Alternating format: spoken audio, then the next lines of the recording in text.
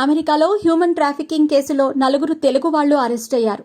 వీరు visa scam కి పాల్పడి అక్రమంగా మనుషుల్ని అమెరికా తీసుకొచ్చి పని చేయించుకుంటున్నట్లుగా గుర్తించారు.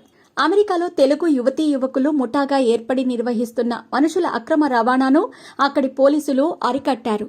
చదువులు, ఉద్యోగం కోసం అమెరికా వెళ్లిన మహిళలు, పురుషులను నిర్బంధించి అతి తక్కువ జీతాలకి వెట్టి చాకిరీకి పాల్పడుతున్నారు. షెల్ కంపెనీల్లో నిబంధనలకు విరుద్ధంగా వాళ్లతో పని చేయించుకుంటున్నారు. ప్రిన్స్టన్ పోలీసులకు సమాచారం రావడంతో వారుంటున్న అపార్ట్మెంట్పై దాడి చేశారు. నిజమే అని తేలటంతో బాధితులకు విముక్తి కల్పించి 4 నిందితుల్ని అరెస్ట్ చేశారు.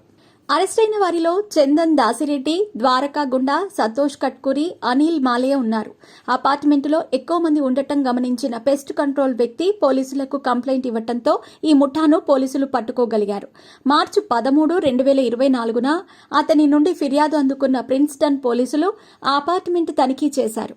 ఈ ముఠా ఒక్క ప్రిన్స్టన్లో మాత్రమే కాకుండా మెలిసా, మిక్కెన్నీ వంటి ఇతర నగరాల్లో కూడా అమ్మాయిల అక్రమ రవాణాకు పాల్పడినట్టు పోలీసులు అనుమానిస్తున్నారు. నిందితులను అదుపులోకి తీసుకున్న పోలీసులు వారి నుండి laptops, cell phones, printers, fake documents స్వాధీనం చేసుకున్నారు. డల్లాస్ కేంద్రంగా ఇదంతా జరుగుతోందని, ఓ భారత ఏజెన్సీలోని 4 తమతో బలవంతంగా పని చేయిస్తున్నారని పట్టుబడ్డ నిందితులు వాంగ్మూలం ఇచ్చారు. ఇటీవల బానిసత్వం, హ్యూమన్ ట్రాఫికింగ్ కేసులు తెలుగువారిపై ఎక్కువగా నమోదవుతున్నాయి. గత డిసెంబర్లో సత్తారు వెంకటేష్ రెడ్డి అనే వ్యక్తిని అమెరికాలో సెయింట్ లూయిస్ పోలీసులు అరెస్ట్ చేశారు. అమెరికాలో హ్యూమన్ ట్రాఫికింగ్ చేయటం సహా అనేక నేరాల కింద కేసు నమోదు చేశారు.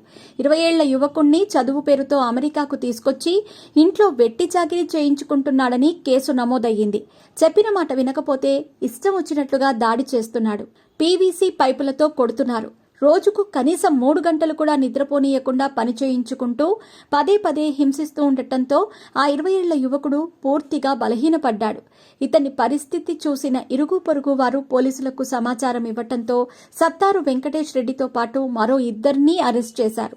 చదువులు, ఉపాధి కోసం అమెరికా వెళుతున్న వారు అక్కడకు వెళ్లాక ఇబ్బంది పడుతున్నారు. కనీస అవసరాలకు డబ్బులు లేక చిన్న ఉద్యోగాలైనా చేసుకుంటున్నారు. ఇలాంటి వారి అవసరాలను గుర్తించి వారితో వెట్టి చాకిరీ చేయించుకునే ప్రయత్నం చేయటంతో తెలుగు వాళ్లు అరెస్ట్ అవుతున్నారు. బాధితుల్లో కూడా ఎక్కువ మంది తెలుగు వాళ్లే ఉంటున్నారు.